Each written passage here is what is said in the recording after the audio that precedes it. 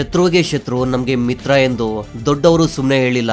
ರಷ್ಯಾದೊಂದಿಗೆ ನಮ್ಮ ಸೌಹಾರ್ದತೆ ಹೆಚ್ಚುತ್ತಾ ಇರೋದನ್ನ ನೋಡಿ ಟ್ರಂಪ್ಗೆ ಹೊಟ್ಟೆ ಉರಿ, ಆ ಹೊಟ್ಟೆ ಉರಿಯಿಂದಲೇ ನಮ್ಮ ಮೇಲೆ ತೆರಿಗೆಗಳನ್ನ ಹೇರಿದ್ದಾನೆ ಎಂಬುದು ನಿಮ್ಗೆಲ್ಲ ಗೊತ್ತೇ ಇದೆ.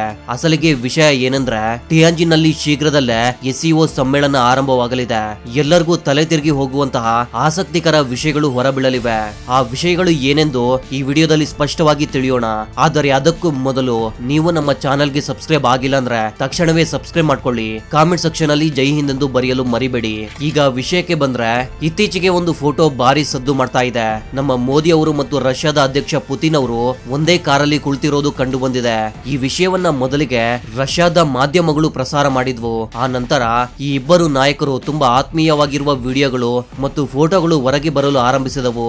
ವಾಸ್ತವವಾಗಿ ಪುತಿನ್ ಒತ್ತಾಯಿಸಿ ಮೋದಿ ಅವರನ್ನ ತಮ್ಮ ಜೊತೆಗೆ ದ್ವಿಪಕ್ಷೀಯ ಸಭೆಗೆ ಕರೆದೊಯ್ದರು. ಸಭೆ ನಡೆಯುವ ಸ್ಥಳಕ್ಕೆ ಇಬ್ಬರು ಒಟ್ಟಿಗೆ ಹೋಗಬೇಕೆಂದು ಮೊದಲೇ ಯೋಜಿಸಿದ್ದರು. ಆದ್ರೆ ಕೆಲವು ಕಾರಣಗಳಿಂದ ಮೋದಿ ಅವರು 10 ನಿಮಿಷಗಳು ತಡವಾಗಿ ಬಂದ್ರು. ಆದ್ರೆ ಪುತಿನ್ ಅವರು ಮೋದಿಗಾಗಿ ಕಾದು ಕುಳಿತರು. ಮೋದಿ ಅವರು ಬಂದ ನಂತರ ಇಬ್ಬರು ಒಟ್ಟಿಗೆ ಒಂದೇ ಕಾರಿನಲ್ಲಿ ಸಭೆಯ ಸ್ಥಳಕ್ಕೆ ಹೋದರು. ಕಾರಿನಲ್ಲಿ 45 ನಿಮಿಷಗಳ ಕಾಲ ಈ ಇಬ್ಬರು ನಾಯಕರು ಹಲವು ವಿಷಯಗಳ ಬಗ್ಗೆ ಚರ್ಚಿಸಿದರು. ಇದ್ರ ಜೊತೆಗೆ ಈಗ ಇನ್ನೊಂದು ವಿಡಿಯೋ ಕೂಡ ಸಾಮಾಜಿಕ ಮಾಧ್ಯಮಗಳಲ್ಲಿ ಭಾರಿ ವೈರಲ್ ಆಗ್ತಾ ಇದೆ. ಮೋದಿ ಅವರು ಯಾವುದೇ ನಾಯಕರನ್ನ ಭೇಟಿಯಾದಾಗ ಅವರೊಂದಿಗೆ ಗಟ್ಟಿಯಾಗಿ ಕೈಕುಲುಕುವುದು ಮತ್ತು ಆಲಿಂಗನ ಮಾಡಿಕೊಳ್ಳುವುದು ಮಾಡ್ತಾರೆ. ಈ ವಿಷಯವನ್ನ ಭಾರತೀಯರಿಗೆ ವಿಶೇಷವಾಗಿ ಹೇಳಬೇಕಿಲ್ಲ. ನಮ್ಮ ಆತ್ಮೀಯ ಮಿತ್ರ ಪುತಿನ್ ಅವರನ್ನ ಕೂಡ ಮೋದಿ ಅವರು ಬಿಟ್ಟಿಲ್ಲ. ಅವರ ಕೈಯಲ್ಲಿ ಕೈ ಇಟ್ಟು ಒಟ್ಟಿಗೆ ನಡೆಯೋದನ್ನ ಸಾರ್ವಜನಿಕವಾಗಿ ಕಾಣಬಹುದಿತ್ತು. ನಮ್ಮ ನೆರೆಯ ದೇಶವಾದ ಚೈನಾದೊಂದಿಗೆ ಶತ್ರುತ್ವ ನಮ್ಗೆ ಒಳ್ಳೆಯದಲ್ಲ ಎಂಬುದು ಅಪರ ಚಾಣಕ್ಯನಾದ ಮೋದಿಗೆ ಚೆನ್ನಾಗಿ ಗೊತ್ತು. ಅದಕ್ಕಾಗಿಯೇ ಚೀನಾದ ಅಧ್ಯಕ್ಷರೊಂದಿಗೆ ಕೂಡ ಅವರು ತುಂಬಾ ಸೌಹಾರ್ದವಾಗಿ ಕಾಣಿಸಿಕೊಂಡರು. ಒಂದೆಡೆ ರಷ್ಯಾದ ಅಧ್ಯಕ್ಷ ಪುತಿನ್, ಮತ್ತೊಂದೆಡೆ ಚೀನಾದ ಅಧ್ಯಕ್ಷ ಕ್ಸಿ ಜಿನ್ಪಿಂಗ್ ರೊಂದಿಗೆ ಕೈಯಲ್ಲಿ ಕೈ ಇಟ್ಟು ಒಟ್ಟಿಗೆ ನಡೆಯುತ್ತಾ ಈ ಎರಡೂ ಕಮ್ಯುನಿಸ್ಟ್ ದೇಶಗಳಿಗೆ ತಾನು ಬೆಂಬಲವಾಗಿ ಇದ್ದೇನೆಂದು ಜಗತ್ತಿಗೆ ಸಂದೇಶವನ್ನ ಕೊಟ್ಟರು. ಮೋದಿ ಅವರು ಪರೋಕ್ಷವಾಗಿ ಈ ವಿಷಯವನ್ನ ವಿಶ್ವದ ಮಾಧ್ಯಮಗಳಿಗೆ ತಿಳಿಸಿದ್ದಾರೆ ಎಂದು ಹೇಳಬಹುದು. ಇದರಿಂದಾಗಿ ಈಗ ಪಾಶ್ಚಿಮಾತ್ಯ ದೇಶಗಳಿಗೆ ಕಣ್ಣಿಗೆ ನಿದ್ದೆ ಇಲ್ಲದಂತಾಗಿದೆ. ಈಗಾಗಲೇ ಅಮೆರಿಕವು ತೆರಿಗೆಗಳ ರೂಪದಲ್ಲಿ ಪರೋಕ್ಷವಾಗಿ ನಮ್ಮನ್ನ ಬೆದರಿಸಲು ತುಂಬಾನೇ ಪ್ರಯತ್ನಿಸ್ತಾ ಇದೆ. ಇಲ್ಲಿ ಒಂದು ವಿಷಯವನ್ನ ಸ್ಪಷ್ಟವಾಗಿ ಹೇಳ್ಬೇಕಂದ್ರೆ, ಪ್ರಸ್ತುತ ವಿಶ್ವವು 2 ಭಾಗವಾಗಿ ವಿಂಗಡವಾಗಿದೆ. ಒಂದೆಡೆ ಅಮೆರಿಕದಂತಹ ಪಾಶ್ಚಿಮಾತ್ಯ ದೇಶಗಳಿದ್ರೆ, ಮತ್ತೊಂದೆಡೆ ಭಾರತ, ರಷ್ಯಾ ಮತ್ತು ಚೀನಾದ ಗುಂಪಿದೆ. ಆದರೆ ಪಾಶ್ಚಿಮಾತ್ಯ ದೇಶಗಳಲ್ಲಿಯೂ ಕೆಲವು ದೇಶಗಳಿಗೆ ಅಮೆರಿಕದ ವಿರುದ್ಧ ಕಿರಿಕಿರಿ ಎಂದು ಹೇಳಬೇಕು. ವಿಶೇಷವಾಗಿ ಯುರೋಪಿಯನ್ ದೇಶಗಳು ಕೂಡ ಅಮೆರಿಕದ ನೀತಿಗಳಿಂದ ಬೇಸತ್ತು ಹೋಗಿದೆ ಎಂಬುದನ್ನ ವಿಶೇಷವಾಗಿ ನಾವು ನಿಮ್ಗೆ ಹೇಳ್ಬೇಕಿಲ್ಲ. ಆದರೆ ನಮ್ಮ ದೇಶದ ಬಗ್ಗೆ ವಿಶೇಷವಾಗಿ ಹೇಳಬೇಕು. ನಮ್ಮ ದೇಶ ಯಾವ ಕಡೆ ನಿಲ್ಲುತ್ತದೆ ಎಂಬುದನ್ನ ವಿಶ್ವದ ಎಲ್ಲಾ ದೇಶಗಳು ಆಸಕ್ತಿಯಿಂದ ಗಮನಿಸ್ತಾ ಇವೆ. ಏಕೆಂದರೆ ನಾವು ಯಾವ ದೇಶದ ಪಕ್ಷವನ್ನ ತೆಗೆದುಕೊಂಡರೆ ಆ ದೇಶವು ಬಲಿಷ್ಠವಾಗಿರುತ್ತದೆ ಎಂಬಂತೆ ತಜ್ಞರು ಲೆಕ್ಕಾಚಾರ ಹಾಕಿದ್ದಾರೆ. ಸರಳವಾಗಿ ಹೇಳ್ಬೇಕಂದ್ರೆ, ನಾವು ಅಮೆರಿಕದಂತಹ ಪಾಶ್ಚಿಮಾತ್ಯ ದೇಶಗಳ ಕಡೆಗೆ ನಿಂತರೆ ಆ ದೇಶಗಳು ಬಲಿಷ್ಠವಾಗಿರುತ್ತವೆ. ಚೀನಾ ಮತ್ತು ರಷ್ಯಾದಂತಹ ಕಮ್ಯುನಿಸ್ಟ್ ದೇಶಗಳ ಜೊತೆಗೆ ಸೇರ್ಕೊಂಡ್ರೆ ಈ ದೇಶಗಳು ವಿಶ್ವದ ಎಲ್ಲಾ ದೇಶಗಳಿಗಿಂತ ದೊಡ್ಡವರಾಗಿರುವಂತೆ ಕಾಣುತ್ತೆ. ಅದಕ್ಕಾಗಿಯೇ ವಿಶ್ವದ ದೇಶಗಳು ನಮ್ಮ ಭಾರತಕ್ಕೆ ಬಹಳ ಮಹತ್ವವನ್ನ ಕೊಡುತ್ತವೆ. ಅಮೆರಿಕವು ನಮಗೆ ದೊಡ್ಡ ಉಪಕಾರವನ್ನ ಮಾಡಿಲ್ಲ. ನಮ್ಮ ದೇಶಕ್ಕೆ ಲಾಭವನ್ನ ತರುವಂತಹ ಯಾವುದೇ ಕೆಲಸವನ್ನ ಸಹ ಅಮೆರಿಕದಿಂದ ನಾವು ನಿರೀಕ್ಷಿಸಲಾರೆವು. ಆದರೂ ಮೊದಲಿನಿಂದಲೂ ನಮ್ಗೆ ಬೆಂಬಲವಾಗಿರುವ ರಷ್ಯಾದೊಂದಿಗೆ ನಾವು ಕೈ ಜೋಡಿಸಿದ್ರೆ ಅಮೆರಿಕಾಗೆ ಬೆಂಕಿಯ ಮೇಲೆ ಕೂತಂತೆ ಆಗುತ್ತೆ. ಅದಕ್ಕಾಗಿ ಅವರು ನಮ್ಮ ಮೇಲೆ ವಿಚಿತ್ರವಾದ ನೀತಿಗಳನ್ನ ಪ್ರಯೋಗಿಸಿ ನಮ್ಮನ್ನ ಕಷ್ಟಕ್ಕೆ ಒಡ್ಡಲು ನೋಡಿದ್ದಾರೆ. ಆದ್ರೆ ನಾವು ಚಾಣಾಕ್ಷವಾಗಿ ರಷ್ಯಾ ಮತ್ತು ಚೀನಾದೊಂದಿಗೆ ಸಂಬಂಧವನ್ನ ಬೆಳೆಸ್ಕೊಂಡು ಆ ಸಂಬಂಧವನ್ನ ಇನ್ನಷ್ಟು ಬಲಿಷ್ಠಗೊಳಿಸ್ಕೊಳ್ತಾ ಇದೀವಿ.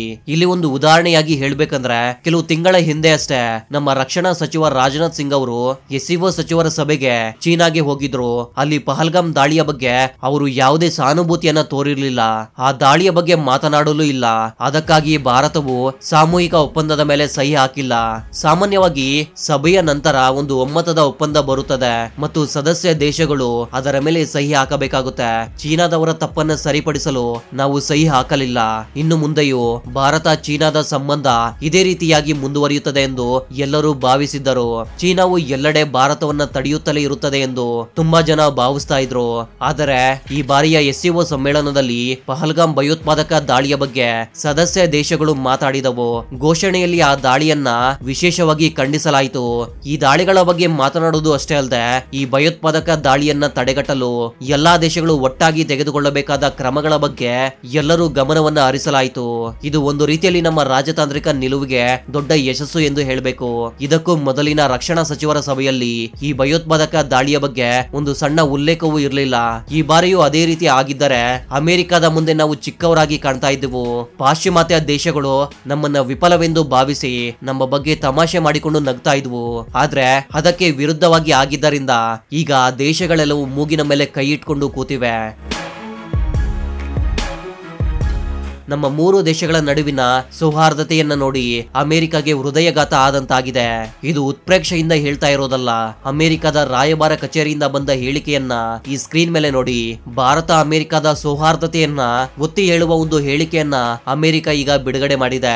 ಈ ಸಭೆಯಲ್ಲಿ ಒಂದು ತಮಾಷೆಯ ವಿಡಿಯೋ ಕೂಡ ಭಾರಿ ವೈರಲ್ ಆಗ್ತಾ ಇದೆ. ಇದು ಪಾಕಿಸ್ತಾನದ ಪ್ರಧಾನಮಂತ್ರಿಗೆ ಸಂಬಂಧಿಸಿದ ವಿಡಿಯೋ. ಇದನ್ನ ನೀವು ಈ ಪರದೆ ಮೇಲೆ ನೋಡಬಹುದು. ಆದ್ರೆ ವಾಸ್ತವವಾಗಿ ಈ SCO ಸಮ್ಮೇಳನದಲ್ಲಿ ಏನಾಯ್ತು, ಇದ್ರ ಬಗ್ಗೆ 7 ಪ್ರಮುಖ ಅಂಶಗಳಲ್ಲಿ ಸರಳವಾಗಿ ತಿಳಿಸ್ಕೊಡ್ತೀನಿ ಬನ್ನಿ. ನಂಬರ್ 1, ಭದ್ರತೆ ಮತ್ತು ಶಾಂತಿ. ಪ್ರತಿ ದೇಶಕ್ಕೂ ಭದ್ರತೆ ಮತ್ತು ಶಾಂತಿಯ ಅಗತ್ಯವಿದೆ. ಜಾಗತಿಕ ಶಾಂತಿಯನ್ನ ಕಾಪಾಡುವುದು SCOನ ಜವಾಬ್ದಾರಿಯಾಗಿದೆ ಎಂದು ಎಲ್ಲಾ ದೇಶದ ನಾಯಕರು ಒಂದೇ ಮಾತಿನಲ್ಲಿ ನಿಂತರು. ನಂಬರ್ 2, ಕೋಲ್ಡ್ ವಾರ್ನ ವಿರುದ್ಧ. ಚೀನಾದ ಅಧ್ಯಕ್ಷರು ಕೋಲ್ಡ್ ವಾರ್ ಮಾನಸಿಕತೆಗೆ ವಿರುದ್ಧವಾಗಿ ಇರಬೇಕೆಂದು ಘೋಷಿಸಿದರು. ಕೋಲ್ಡ್ ವಾರ್ ಎಂದರೆ ಯುದ್ಧ ಇಲ್ಲದೇ ಇದ್ದರೂ ಒಂದು ದೇಶವನ್ನ ಕೆಳಗಿಳಿಸಲು ಶತ್ರು ದೇಶಗಳು ತಂತ್ರಗಳನ್ನು ರೂಪಿಸುವುದು. ನಂಬರ್ 3, ಸಮತೋಲನದ ವ್ಯವಸ್ಥೆ. ಗುಂಪು ರಾಜಕೀಯ ಅಥವಾ ಒತ್ತಡದ ರಾಜಕೀಯವನ್ನ ತಪ್ಪಿಸಿ ಸಮತೋಲನ ವ್ಯವಸ್ಥೆಯ ಮೇಲೆ ಗಮನ ಹರಿಸಬೇಕೆಂದು ಎಲ್ಲಾ ದೇಶಗಳು ಒಟ್ಟಾಗಿ ಹೇಳಿದವು. ಹೊಸ ಜಾಗತಿಕ ಆಡಳಿತ ಮಾದರಿ, ವಿಶ್ವವು ಬಹುಕೇಂದ್ರಿತ ವ್ಯವಸ್ಥೆಯ ಕಡೆಗೆ ಹೋಗಬೇಕೆಂದು ಎಲ್ಲಾ ದೇಶಗಳು ಒಪ್ಪಿಕೊಂಡವು. SCO development bank. ಚೀನಾದ ಸಲಹೆಯಂತೆ SCO ಡೆವಲಪ್ಮೆಂಟ್ ಬ್ಯಾಂಕ್ ಸ್ಥಾಪನೆಗೆ ಇತರ ದೇಶಗಳು ಆರ್ಥಿಕವಾಗಿ ಸಹಾಯ ಮಾಡಲು ಸಿದ್ಧವಾದವು. ನಂಬರ್ 6, ಭಯೋತ್ಪಾದನೆಗೆ ವಿರುದ್ಧ. ಈ ಸಭೆಯಲ್ಲಿ ಭಾಗವಹಿಸಿದ ಎಲ್ಲಾ ದೇಶಗಳು ಭಯೋತ್ಪಾದನೆಗೆ ವಿರುದ್ಧವಾಗಿ ಬೆಂಬಲಿಸಿದವು. ವಿಶೇಷವಾಗಿ ಭಾರತದಲ್ಲಿ ನಡೆದ ಪಹಲ್ಗಾಮ್ ಭಯೋತ್ಪಾದಕ ದಾಳಿಯನ್ನ ಎಲ್ಲಾ ದೇಶಗಳು ಖಂಡಿಸಿದವು. ನಂಬರ್ 7, ಆರ್ಥಿಕ ಸಂಪರ್ಕ ಮತ್ತು ಪ್ರವಾಸೋದ್ಯಮ. ಆರ್ಥಿಕ ಸಂಪರ್ಕ, ಸುಂಕದ ಯುದ್ಧ ಮತ್ತು ಹೂಡಿಕೆಗಳನ್ನು ಹೆಚ್ಚಿಸಲು ಎಲ್ಲಾ ದೇಶಗಳು ಒಪ್ಪಿಕೊಂಡವು. ಪ್ರವಾಸೋದ್ಯಮ ಮತ್ತು ಪ್ರಯಾಣ ಸಂಪರ್ಕವನ್ನ ಸರಳಗೊಳಿಸಲು ಗಮನವನ್ನು ಹರಿಸಿದ್ರು. ನಮ್ಮ ಭಾರತದ ಪ್ರಧಾನಮಂತ್ರಿ ಮೋದಿ ಅವರು SCOದಲ್ಲಿ ಸಿವಿಲೈಸೇಷನ್ ಡೈಲಾಗ್ ಫೋರಂ ಅನ್ನು ಸ್ಥಾಪಿಸಬೇಕೆಂದು ಸೂಚಿಸಿದ್ರು. ಇದರಿಂದ ವಿವಿಧ ಸಂಸ್ಕೃತಿಗಳ ನಡುವಿನ ಸಂಬಂಧಗಳು ಬೆಳೆಯುವುದು ಅಷ್ಟೇ ಅಲ್ಲದೆ ಒಂದು ಸಂಸ್ಕೃತಿಯ ಬಗ್ಗೆ ಇನ್ನೊಂದು ಸಂಸ್ಕೃತಿಯವರು ಸ್ಪಷ್ಟವಾಗಿ ತಿಳ್ಕೋಬಹುದು. ಟಿಯಾಂಜಿನ್ ಘೋಷಣೆಯೊಂದಿಗೆ ಈ ಸಭೆ ಮುಕ್ತಾಯವಾಯಿತು. ಈ ಸಂಘಟನೆಯನ್ನ ಇನ್ನಷ್ಟು ಬಲಿಷ್ಠಗೊಳಿಸುವುದು ಮತ್ತು ಯಾವುದೇ ಲೋಪಗಳಿದ್ದರೆ ಅದನ್ನ ಸರಿಪಡಿಸಿಕೊಳ್ಳುವುದರ ಮೇಲೆ ಎಲ್ಲಾ ದೇಶಗಳು ಒಂದೇ ಮಾತಿನಲ್ಲಿ ನಿಂತವು. ಇರಾನ್ ಮೇಲಿನ ಅಮೆರಿಕದ ದಾಳಿಯನ್ನ ಈ ಸಭೆಯಲ್ಲಿ ಖಂಡಿಸಲಾಯಿತು ಮತ್ತು ಇಸ್ರೇಲ್ ಅನ್ನ ತಪ್ಪಿಸಲಾಯಿತು. ಇನ್ನೊಂದು ಒಳ್ಳೆಯ ಸುದ್ದಿ ಏನೆಂದರೆ ರಷ್ಯಾದ ಡೈರೆಕ್ಟ್ ಇನ್ವೆಸ್ಟ್ಮೆಂಟ್ ಫಂಡ್ ಪ್ರಕಾರ ರಷ್ಯಾವು ಶೀಘ್ರದಲ್ಲೇ ಭಾರತ ಮತ್ತು ಚೀನಾದಲ್ಲಿ ಭಾರಿ ಪ್ರಮಾಣದಲ್ಲಿ ಹೂಡಿಕೆ ಮಾಡಲಿದೆ. ಈ ರೀತಿಯ ಸಭೆಗಳನ್ನ ನಮ್ಮ ದೇಶಗಳು ಒಟ್ಟಾಗಿ ನಡೆಸಿದ್ರೆ ಅಮೆರಿಕಾಗೆ ಕಿರಿಕಿರಿ ಆಗುತ್ತದೆ. ಅದಕ್ಕಾಗಿ ಈ ಸಭೆಯ ಬಗ್ಗೆ ವಿವಿಧ ರೀತಿಯ ಕವರೇಜ್ ಗಳನ್ನ ನೀಡಿದೆ. ವಾಷಿಂಗ್ಟನ್ ಪೋಸ್ಟ್ ಅಲ್ಲಿ ಟ್ರಂಪ್ ತನ್ನ ಹೊಸ ನೀತಿಗಳನ್ನ ಮತ್ತು ತೆರಿಗೆಗಳನ್ನ ಬಳಸಿಕೊಂಡು ಚೀನಾವು ವಿಶ್ವದ ದೇಶಗಳನ್ನ ತನ್ನ ಕಡೆ ಸೆಳೀತಾ ಇದೆ ಎಂದು ಬರೆಯಲಾಗಿದೆ. ನ್ಯೂಯಾರ್ಕ್ ಟೈಮ್ ಈ ಫೋಟೋವನ್ನ ಪ್ರಕಟಿಸಿ ಭಾರತ ಮತ್ತು ಅಮೆರಿಕವು ದೂರ ಆಗ್ತಾ ಇದೆ ಎಂದು ಹೇಳುವುದರ ಜೊತೆಗೆ ಶೀಘ್ರದಲ್ಲಿ ಭಾರತದಲ್ಲಿ ನಡೆಯಲಿರುವ ಕ್ವಾಡ್ ಸಮ್ಮೇಳನಕ್ಕೆ ಅಮೆರಿಕದ ಅಧ್ಯಕ್ಷ ಡೊನಾಲ್ಡ್ ಟ್ರಂಪ್ ಅವರು ಬರದೇ ಇರಬಹುದು ಎಂದು ಒಂದು ರೀತಿಯಲ್ಲಿ ನಮ್ಮನ್ನ ಬೆದರಿಸಿದಂತೆ ಹೇಳಿದ್ದಾರೆ.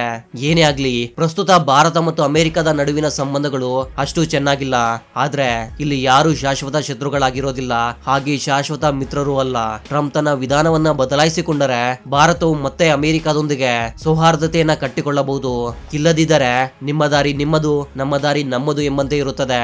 ನಾವು ಚೀನಾ ಮತ್ತು ರಷ್ಯಾದೊಂದಿಗೆ ಆತ್ಮೀಯವಾಗಿ ಇರಬೇಕು, ಆದರೆ ಅಮೆರಿಕಾಗೆ ಸಂಪೂರ್ಣವಾಗಿ ದೂರವಾಗಬಾರದು. ಏಕೆಂದ್ರೆ ನಾವು ಅಮೆರಿಕದಿಂದ ರಕ್ಷಣಾ ಸಾಮಗ್ರಿಗಳನ್ನ ಖರೀದಿಸ್ತಾ ಇದ್ದೇವೆ. ಅಮೆರಿಕದ ಅಗತ್ಯವೂ ಕೂಡ ನಮ್ಗೆ ಇದೆ. ಅದಕ್ಕಾಗಿ ನಾವು ಅಮೆರಿಕಾಗೆ ದೂರವಾಗುವ ಸಾಧ್ಯತೆ ಇಲ್ಲ. ನಾವು ಯಾವಾಗ್ಲೂ ಸಹ ಎರಡು ಕಡೆ ಸಮತೋಲನವನ್ನ ಕಾಪಾಡಿಕೊಂಡು ರಾಜತಾಂತ್ರಿಕತೆಯನ್ನ ಮುಂದುವರಿಸ್ತೇವೆ. ಈ ವಿಡಿಯೋನ ಕೊನೆವರೆಗೂ ನೋಡಿದ್ದೀರಾ ಅಂದ್ರೆ ಈ ವಿಡಿಯೋ ನಿಮ್ಗೆ ತುಂಬಾನೇ ಆಸಕ್ತಿಕರವಾಗಿರುತ್ತದೆ ಎಂದರ್ಥ.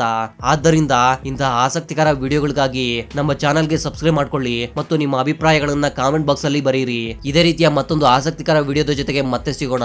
ಅಲ್ಲಿವರೆಗೂ ಜೈ ಹಿಂದ್, ಜೈ ಕರ್ನಾಟಕ.